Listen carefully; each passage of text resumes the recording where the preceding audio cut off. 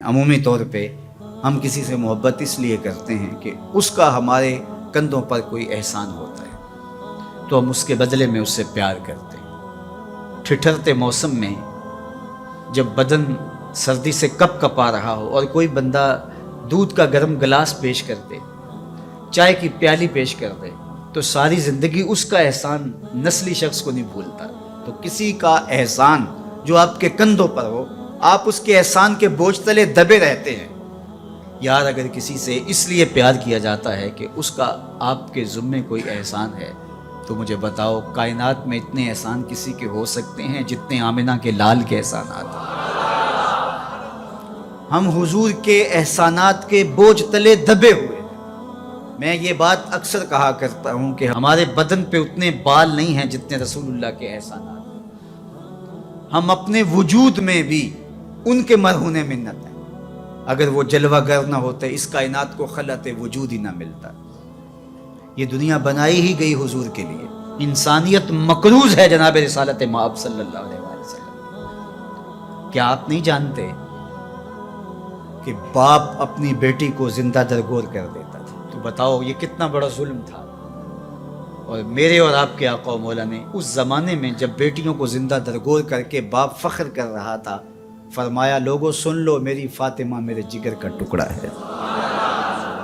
کسی سے اس لیے پیار کیا جاتا ہے کہ وہ صاحب کمال ہے۔ مشاہیر سے لوگ اس لیے پیار کرتے ہیں، بڑے بڑے سائنسدانوں سے، بڑے بڑے ہیروز سے، قائدین سے، اہل علم سے لوگ اس لیے پیار کرتے ہیں کہ وہ صاحب کمال ہیں۔ تو کوئی لاؤ نا ایسا صاحب کمال جس نے انگلی کا اشارہ کیا ہو چاند ٹکڑے ہو کے قدموں میں آیا۔ کوئی لاؤ نا ایسا صاحب کمال جس کے ہاتھ اٹھے ہوں سورج پلٹ کے عصر کے وقت پہ آیا ہو۔ کوئی لاؤ نا ایسا صاحب کمال جس نے اشارہ کیا ہو درخت قدموں میں آ کے سجدہ ریز ہو گئے۔ کوئی لاؤ نا ایسا صاحب کمال جس نے اشارہ کیا ہو کھجوریں پکی ہوئی قدموں میں آ کے گری ہوں۔ او سڑیاں کھجوراں اگا جان دائے، او پتھراں نو کلمے پڑھا جان دائے، قطرے کو سمندر ذرے کو ستارہ کرتے ہیں، کونین کو خم آ جاتا ہے جب زلف سنوارا کرتے ہیں۔ کوئی لاؤ تو صحیح زمانے میں ایسا۔ اچھا کسی سے پیار اس لیے بھی کیا جاتا ہے کہ مستقبل میں اس کی کوئی ضرورت پیش آنی ہوتی ہے تو بندہ تعلق رکھتا ہے۔ تو اگر یہ غرض ہے محبت کی تو بتاؤ نزع سے اوکھا ویلا ہو سکتا ہے؟ بتاؤ حشر سے کوئی اوکھا ویلا ہو سکتا ہے؟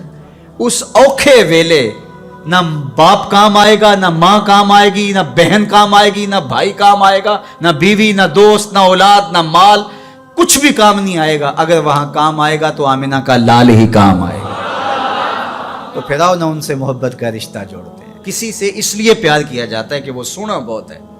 اچھا یہی معیار ہے اگر کسی سے محبت کا، اور یہی سب سے بڑا داعیہ ہے محبت کا، تو آؤ پھر اس سے پیار کریں۔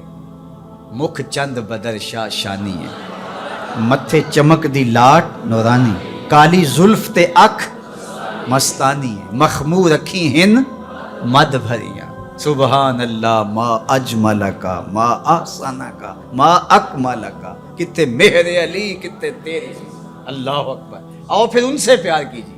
اور محبت کا ایک تقاضا یہ بھی بیان کیا گیا، حب کا شیء اکثر ذکر ہو، بندہ جس سے محبت کرتا ہے کثرت سے اس کا ذکر کرتا ہے۔ کوئی بہانہ تلاش کر لیتا ہے، کوئی راہ تلاش کر لیتا ہے، کوئی سلیقہ کوئی طریقہ ڈھونڈ لیتا ہے ذکر کا۔ جو کسے دا عاشق ہووے گل اسے دی کردہ، میاں صاحب کا لہجہ دیکھیے، جو کسے دا عاشق ہووے گل اسے دی، سو مکر بہانے کر کے مرنے ہو دے مرتا۔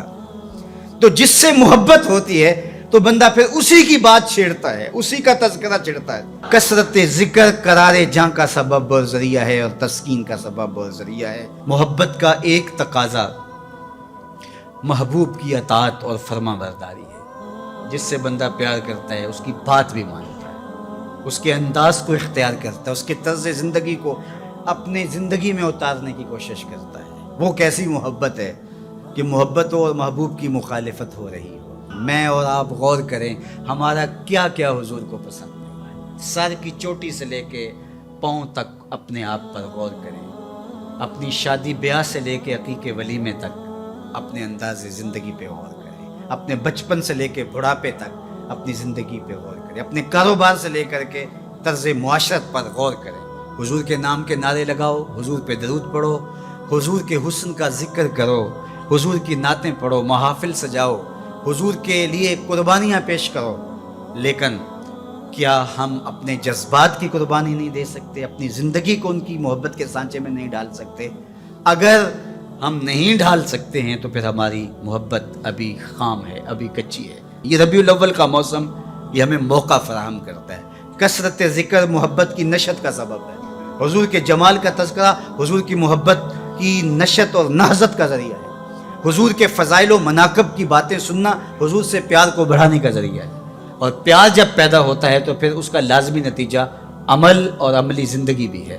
اس لیے اس موسم کو بھرپور گزاریے گا، اچھے انداز سے گزاریے گا، اور میلاد کے نام سے کسی خرافات سے اپنے آپ کو محفوظ رکھیے گا۔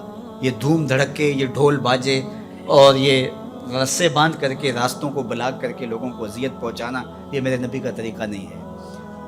خوبصورت انداز سے گھروں میں درودوں کی محافل سجائیے گا، اپنے بچوں کو بٹھا کے سونے محمد پہ درود پڑھیے گا، مساجد میں حضور کے ذکر کی محافل کیجیے گا، صدقہ و خیرات کیجیے گا، اپنی ہمسائیگی پر، اپنی رشتہ داری پر غور کیجیے گا، اور جہاں ضرورت ہو وہاں آپ ان کی مدد کے لیے پہنچیں۔ یہ میرے حضور کا طریقہ اور یہ حضور کا انداز۔